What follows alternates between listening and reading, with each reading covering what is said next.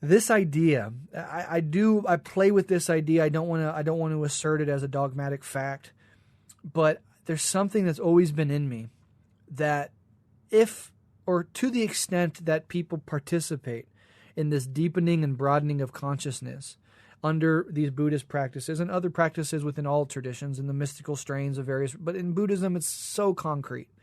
The practices are made so clear. When we do that, are we, in the same way that when we politically struggle for progress, we are pushing forward the evolution materially and socially of humanity?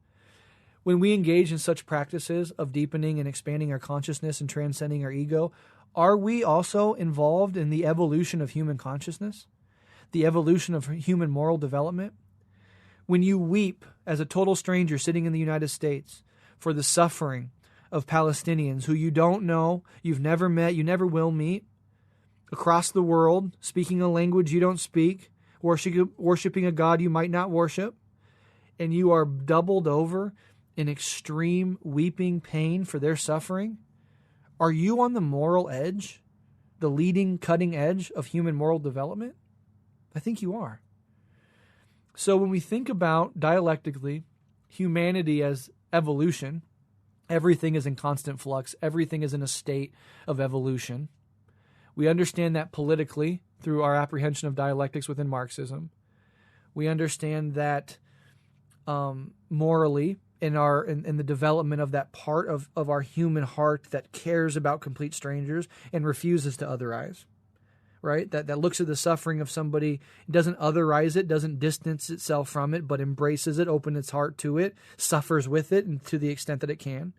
You're on the cutting edge of moral human development, because that sort of universalism is what transcends individualism, is what transcends tribalism, is what transcends the us versus them dichotomy. No, I am a human being, and because I'm a human being, I relate to and I suffer with the suffering of other human beings. That is motivated by love, and it brings humanity together, universalizes the human experience, and transcends petty divisions. That seems to me like moral evolution. How many people 1,000 years ago would cry at the suffering of somebody on the other side of the world?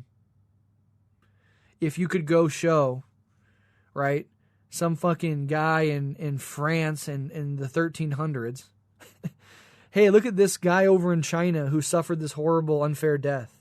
Do you care at all? Would they care?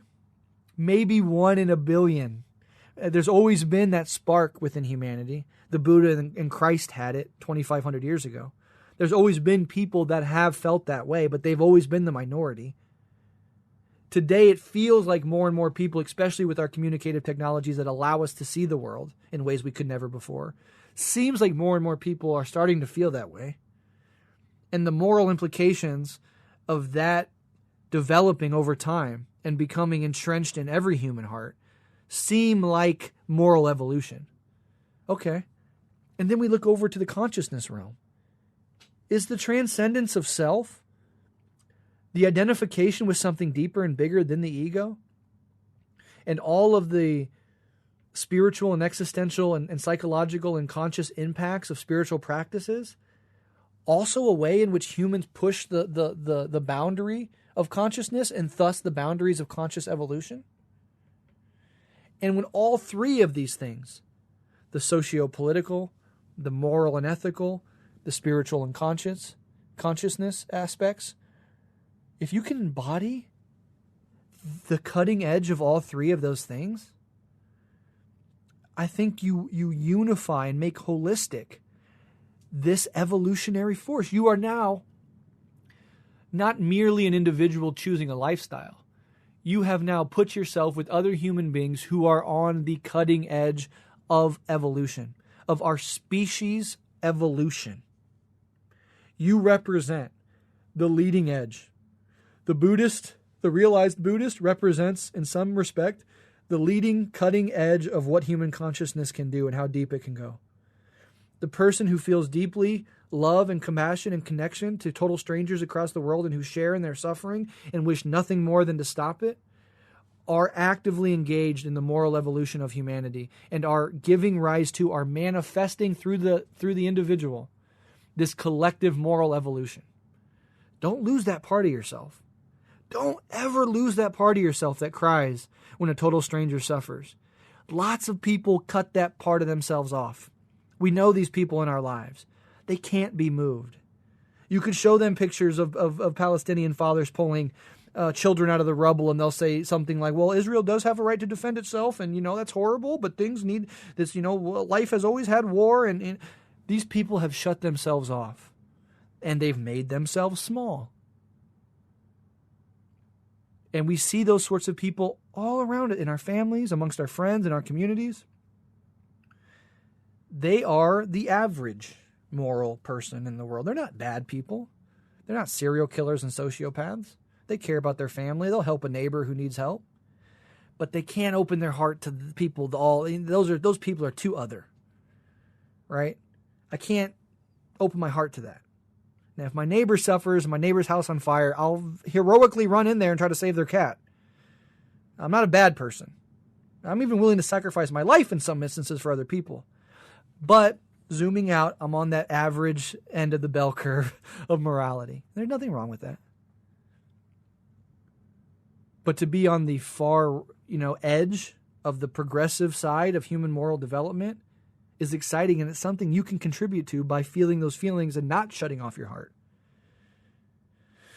So I want people to think about that. As dialecticians, we understand evolution, right? And even in Dialectics and Liberation, the speech I gave, I used Darwinian evolution to highlight dialectics.